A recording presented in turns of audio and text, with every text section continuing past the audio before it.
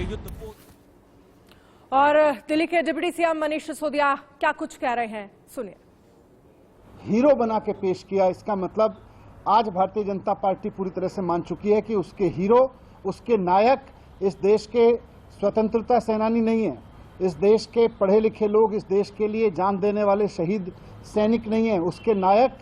रास्ते में लफंगई करने वाले गुंडे, लुच्चे, बदमाश हैं जो लोगों के घरों पे हमले करते हैं, रास्तों पे लफंगों की तरह से घूमते हैं। भारतीय जनता पार्टी ने ये एक अपना चरित्र उजागर किया है। आपको याद होगा जहां आप बैठे हैं इसी घर में थोड़े दिन पहले भारतीय जनता पार्टी के गुंडे घुस गए थे और पिछले दरवाजे से अंदर मेरी वाइफ और मेरा बेटा अकेले थे यहाँ पे, वहां पे हमला करने पहुंच गए थे। करीब 150-200 लोग भारतीय जनता पार्टी के गुंडे अंदर आ गए थे और भारतीय जनता पार्टी ने उसको जस्टिफाई किया था। गेट तोड़ के, सामने वाला गेट तोड़ के, यहाँ पीछे वाला गेट तोड़ के इसके अंदर आ गए थे, उसको भी भारतीय जनता पार्टी ने जस्टिफाई किया था। इसके पहले भी भारतीय जनता पार्टी, ये कोई पहली बार नहीं है कि भारतीय जनता पार्टी अपने गुंडों को, अपने इस चरित्र को उजागर कर रही है कि वो एक गुंडों की पार्टी है, बदमाशों की पार्टी है, वो लफंगों की पार्टी है। ये भारतीय जनता पार्टी बार बार उजागर करती रही है। मैं आज आपके सामने कुछ ऐसे घटनाक्रम लेकर आया हूं जिसमें भारतीय जनता पार्टी का ये चरित्र बार बार उजागर होता रहा है और मैं एक एक करके आपके सामने रखना चाहता हूं। सीएम साहब के यहाँ जो हमला हुआ उस पर मैंने जिक्र किया, मेरे घर पे जो हमला किया गया और 150-200 गुंडे भारतीय जनता पार्टी के आए और भारतीय जनता पार्टी ने ना केवल बाकायदा उनको प्रोटेक्ट किया बल्कि उनका सम्मान भी किया। इसी तरह से अभी थोड़े दिन पहले भारतीय जनता पार्टी के नेता मनोज तिवारी जी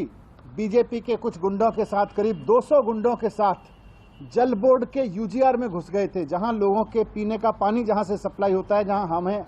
आपके और हमारे घरों के लिए पीने का पानी आता है, जहां से वो बहुत प्रोटेक्टेड एरिया होता है, बहुत सेंसिटिव एरिया है, कहीं कुछ भी गंदी चीज़ मिलाई जा सकती है, कोई भी गड़बड़ चीज़ मिलाई जा सकती है। भारतीय जनता पार्टी के नेता गुंडागिरी करते हुए अपने 200 गुंडों के साथ में मनोज तिवारी वहां पे घुस गए थे। उसमें कोई भारतीय जनता पार्टी ने कभी उसको गलत नहीं माना बल्कि हमेशा सही ठहराया। इसके पहले भी एक बार जल बोर्ड में झंडेवालान के दफ्तर में भारतीय जनता पार्टी के नेता और उनके गुंडे पूरी तरह से करीब 100 गुंडों के साथ में झंडेवालान के डीजेपी के हेडक्वार्टर में जाके, दिल्ली जल बोर्ड के हेडक्वार्टर में जाके हमला कर चुके हैं और वहाँ पे उन्होंने रिसेप्शन को तोड़ा, वहाँ के कंप्यूटर्स, प्रिंटर, वहाँ की बेंचेस को तोड़ा, वहाँ के स्टाफ पे हमला किया, वहाँ पे महिलाओं के साथ इन्होंने, भारतीय जनता पार्टी के गुंडों ने बदतमीजी की थी वहाँ पे। और सिर्फ दिल्ली में नहीं है, देश भर में आज भारतीय जनता पार्टी की पहचान एक गुंडों वाली पार्टी की बन गई है, लफंगों वाली पार्टी की बन गई है, बदमाशी करने वाली पार्टी की बन गई है। ये सब जगह दिखाई दे रहा है। उन्नाव रेप केस आप सबने देखा कि किस तरह से भारतीय जनता पार्टी के एमएलए कुलदीप सिंह सेंगर 17 साल की लड़की का रेप करने के आरोप में कन्विक्टेड ठहराए गए और न सिर्फ उनको कन्विक्टेड ठहराया गया बल्कि लड़की के पिता की हत्या करने का भी उनके ऊपर आरोप चला, उसको भी जुडिशियल कस्टडी में उसकी हत्या करवाने का भी उनके ऊपर मुकदमा चला। गुजरात गैंग रेप केस हमने सबने सुना कि किस तरह से कच्छ डिस्ट्रिक्ट में बीजेपी के 4 लोकल लीडर्स ने महिलाओं को, लड़कियों को वहां प्रोस्टिट्यूशन में धकेला, 24 साल की महिला का गैंग रेप किया। वहां पे बाकायदा इन सब के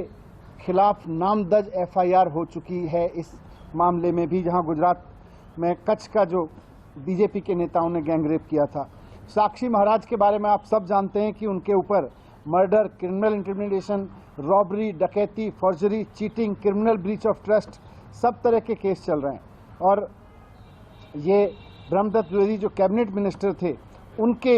हत्या का उनके ऊपर आरोप भी है। स्वामी चिन्मयानंद भारतीय जनता पार्टी के जाने माने नेता, इनके बारे में भी आप जानते हैं, former minister of state of external affair रह चुके हैं और उत्तर प्रदेश से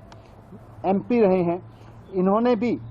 इनके ऊपर भी आरोप था कि इन्होंने किस तरह से जो ये कॉलेज चलाते हैं वहाँ की लड़कियों को सेक्स रैकेट में धकेलने की पूरी कोशिश की थी और उनके ऊपर भी केस चल रहे हैं।